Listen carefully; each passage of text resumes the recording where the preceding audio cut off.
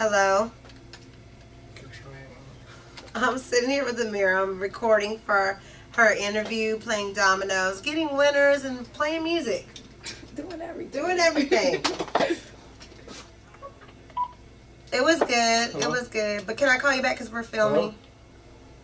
Hello? Oh, okay. Yo, we good? Which one? This one?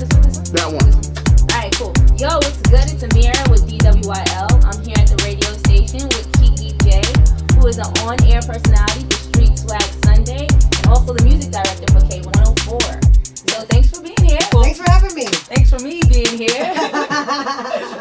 So what's your favorite part about being in the radio station, about being in radio? There's probably millions, but what's like one of your favorites? I think just being able to come to work every day and it's something different. No 2 days are the same.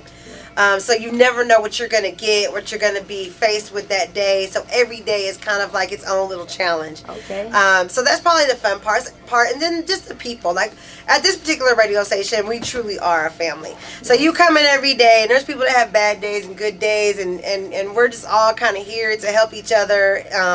And it's just crazy. You never know what you're going to get. People are people. Yeah. And so we just like a family, we have our ups and downs, and we have our, mad, throwing tantrum, crying moments, happy moments, joyous moments, laughing all the time. So it's just like, it's like I go from one home to the other home every day. I'm just going from one house to the other house because this is just like home for me. Well, how do you balance here and home? Do you have any struggles balancing both work and Yeah, home? a little bit. I have 2 boys and I'm married, so it is a little bit of a struggle because it is so much like home. So I can spend just as much time here as I would at home, literally, and have. You know what I'm saying? I mean, there's been nights that I've spent up here. I've put in miles on the couch, not in that way, but I've put in miles sleeping on the couch.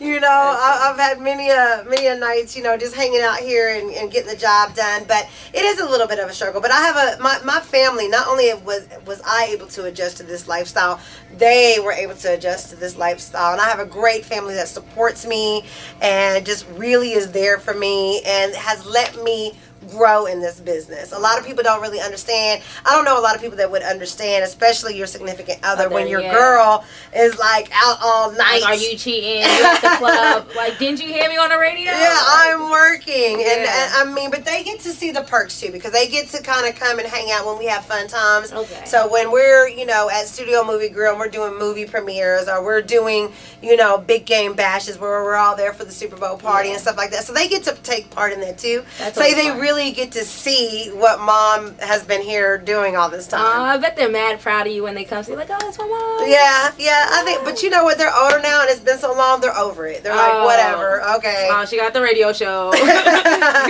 They're like, whatever. It ain't no big deal. Queen the Sheets tour. Why? Because it's over. Yes, he's moving on. He said he had a great time on tour, and he did a great job here last week at the AAC. But he's moving on to the Nicki Minaj tour. That's right. They're gonna be on tour this summer. Don't know yet if they're gonna be making the trip to the Triple DF Dub, but you gotta keep it locked right here to find out. All right, 2 songs from now, I got that Slim Thug brand new. It's Nobody next on your K104. What's the funnest interview you had up here, or like the biggest star, or your favorite experience up here? There has been so many. I think the most memorable interview that I had was I had just started in radio, and it was DMX came. And and that was unique because my PD at the time came in and was like, hey, whatever you do, don't go live with him at all. Don't go live. And, just let him be him. And the studio wasn't the way it was. It was very much more homely. And, he walked in here with a 5th of Hennessy and a cigarette lit and sat down. And I swear, I was so exhausted by the end of that interview because not only did he laugh, he got mad, He cried. He growled at me. I mean, Wow. and went through the whole pint of Hennessy and probably about 3 cigarettes during the whole Wow. interview. So That that is an interview was experience. crazy. But he did give me the Hennessy bottle whenever he got done. I still got it. That's what's good. So that's good. what's up. I mean, walking in here and seeing people like Russell Simmons, you know what I'm saying, Yeah. being interviewed was memorable. To come in here and watch, you know, Wendy Williams, you know, co-hosting, you know, with our PD, that was memorable. You know, for me, I had an awesome interview one time with Schoolboy Q. Ooh. I think we sat down for a good hour, and we just talked. We just had general conversation. So I mean, everybody from T.I., you know, coming in and sitting down here with me and just talking, and so many to name. I mean, Yeah, I can imagine. It's always a great experience, but you know, it really is fun when you get to interview the artists and get to know them from the other side of the camera. Yeah, because you only see what they see on TV, so you get that behind the scenes. Right, You right. haven't did my favorite, Nikki. I love Nikki. Well, I did get a chance to meet Nikki one time. Now, this is when Nikki first started. and Yeah, I was a little scared why? of Nikki because when she first started, she was very robotic-like. Oh. And I was really scared for her, actually. Oh, really? This is like really early Nikki. Yeah, and yeah. she came in and she was just like, she was really, really prepped. Okay. I mean, from the way she moved to the way she spoke, she had it down. Wow. Great person, Yeah. but she was very much, you know, very much in her space where they had put her. Yeah. And since then, I'm so proud of her because I think she's really found herself now. Nice. She's really grown as an artist, and now she's doing her own thing, which is amazing. Yes, I Yeah. love Nikki. That's Yeah. awesome. That's Yeah. awesome. Yay. And that's another thing. It's like really cool to see these artists grow because Yeah. I see them when they first get started in the game, and then you see them years later, and they grow and they adapt and they bloom, and it's a fun experience to watch. Yo, I seen you when you had that. You know, now Yeah. you're there. That is pretty Yes. awesome. No, That's absolutely. Okay, y'all gotta catch this break. Definitely. We gotta go to work. All right, Kevin, who is this?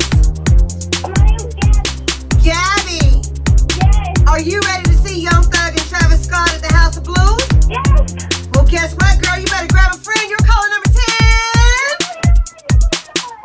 10. Have you had any struggles or obstacles getting into radio or getting to do this?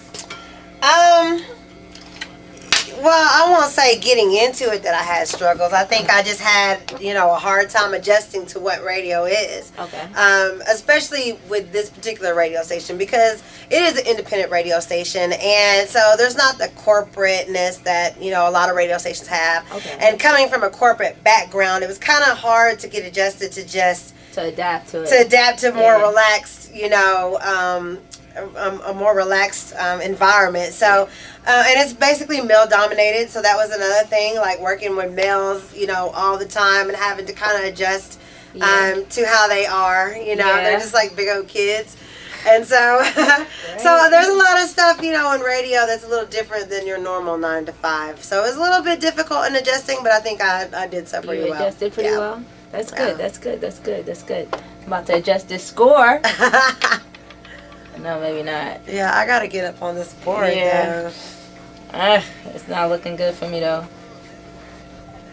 All right, see what you can work with. See if you Alright, can work let's with see if that. I can See work if with you can work that. See if you can work with that. So you didn't have any real obstacles, just adapting?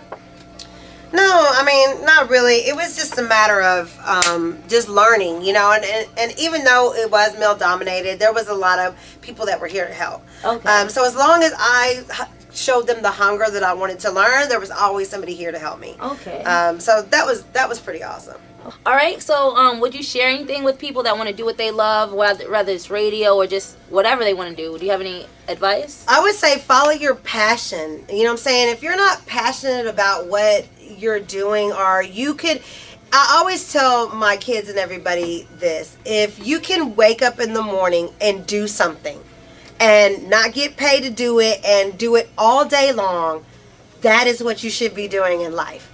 If you would do it without getting paid, that is your calling. That is what you're supposed to be doing, and that's ultimately what's going to make you happy. Yes. I love that. That was great. That was like, that's great. I always get good advice at the end. I love it. I love it. I love it. Yeah. Yay. Thanks for being here. Thanks for having me. Thank you guys for being a part of this. Do what you love.